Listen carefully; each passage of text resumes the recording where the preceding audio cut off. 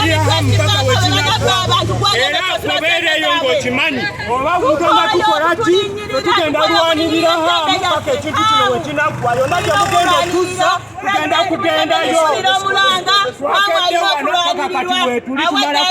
You must be fair and just in our businesses. Kye kiba kikolebwa?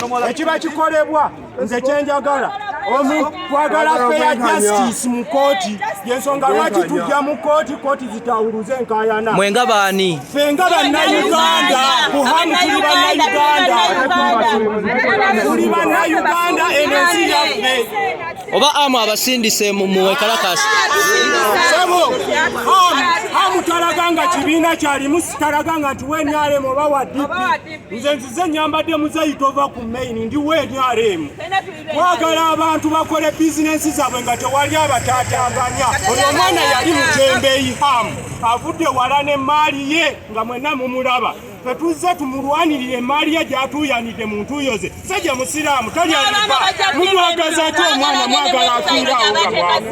Buli munnayuganda emukwatako. Bonna abali wano n'abataliiwo bonna ebakwatako. Okulaba nti enjogera ya munnayuganda